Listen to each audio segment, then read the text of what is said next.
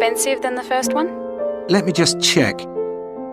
I think at the time you want to go, it's around £260. No, £275 to be exact. Right, I've got that. Now, there are just 2 more apartments to ask you about. I can't read my own writing. Something to do with sunshine, is it? I think you meant the Sunshade Apartments. They're on a mountainside. Any special features? Yes, each room has its own sun terrace, and there are shared barbecue facilities. Ooh, sounds lovely. Yes, it is rather well equipped. It also provides water sports, it has its own beach, there are facilities for water skiing. Any kite surfing? My friend's quite keen. Not at the hotel, but I'm sure you'll find some in Arillis. There's also satellite TV in the apartments. And how much is that one? £490 with 2 sharing. You mean £245 each? I'm afraid not. Each person has to pay that amount and there must be at least 2 in an apartment. Ooh, I don't think that would be within our budget, unfortunately. And the last one sounds a bit expensive too. The Grand? Actually, it's quite reasonable. It's an older style house with Greek paintings in every room and a balcony outside. Sounds nice. What are the views like? Well, there are forests all round and they hide a supermarket just down the road, so that's very useful for all your shopping needs. There's a disco in the area too. And the price? £319 at that time, but if you leave it till November, it goes down by 40%. Too late, I'm afraid. Well, why don't I send you a brochure with full details, Miss... Nash. But don't worry about that. I'm coming to Upminster soon, and I'll call and get one. I just wanted to get an idea first. Well, that's fine. We've got plenty here when you come. If you've got a minute, could I just check a couple of points about insurance? I got one policy through the post, but I'd like to see if yours is better. Fine. What would you like to know? Well, the one I've got has benefits, and then the maximum amount you can claim. Is that like yours? Yes, that's how most of them are. Well, the first thing is cancellation. If the holiday's cancelled on the policy I've got, you can claim £8,000. We can improve on that, Miss Nash. For Greek island holidays, our maximum is £10,000. That's good. Of course, our holiday won't even cost £1,000 together. It's still sensible to have good cover. Now, if you go to hospital, we allow £600. Yes, mine's similar. And we also allow a relative to travel to your holiday resort. My policy just says their representative will help you. You can see there's another difference there. And what happens if you don't get on the plane? Nothing, as far as I can see on this form. Don't you have missed departure? No, I'll just jot that down. We pay up to £1,000 for that, depending on the reason. And we're particularly generous about loss of personal belongings, up to £3,000, but not more than £500 for a single item. Then I'd better not take my laptop. Not unless you insure it separately.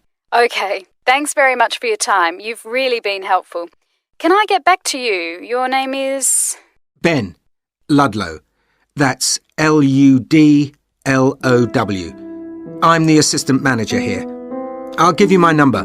It's 081 260 543 216. But didn't I phone 081 260 567 294? That's what I've got on the paper.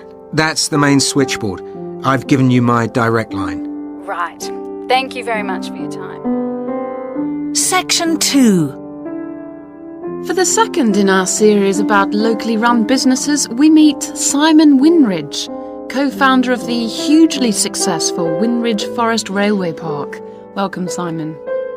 Now, perhaps you can begin by telling us a little bit about how it all started. Well, during the 1970s, my wife Liz and I had just acquired 80 acres of sheep farming land, and we decided to settle down and have children.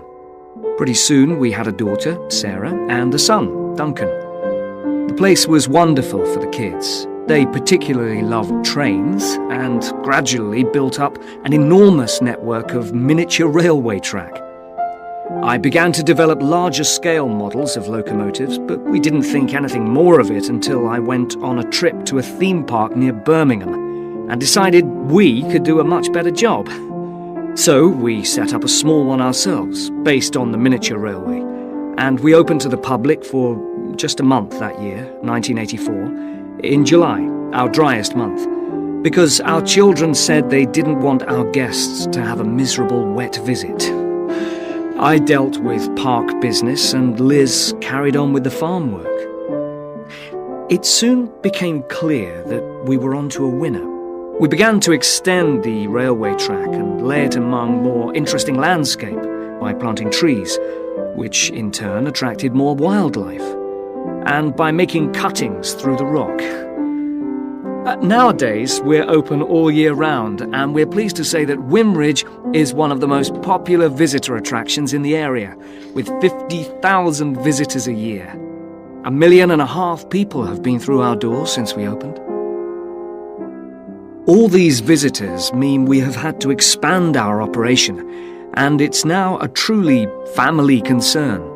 I'm near to retirement age, so I only concern myself with looking after the mechanical side of things, keeping the trains going.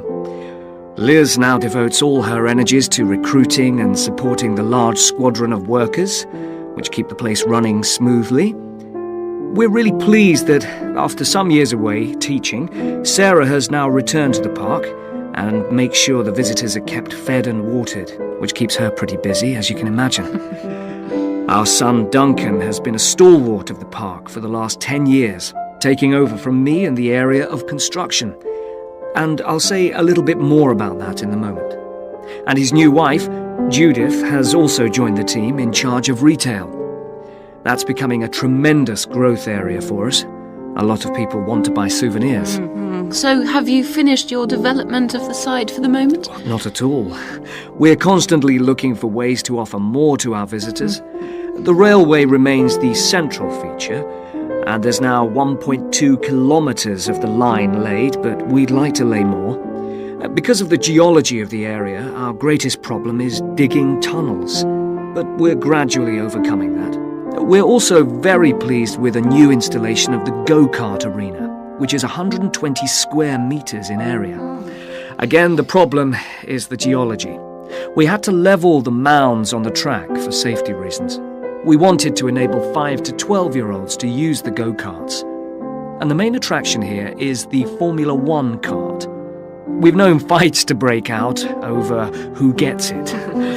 And then, finally, to our most recent development, which is the landscapes. Section 3. Ah, Caroline. Come on in, sit down. Thanks. So how's the dissertation planning going? Well, Dr. Shulman, I'm still having a lot of trouble deciding on a title. Well, that's perfectly normal at this stage. And this is what your tutorials will help you to do. Right. What we'll do is jot down some points that might help you in your decision. First of all, you have chosen your general topic area, haven't you? Yes, it's the fishing industry. Oh, yes, that was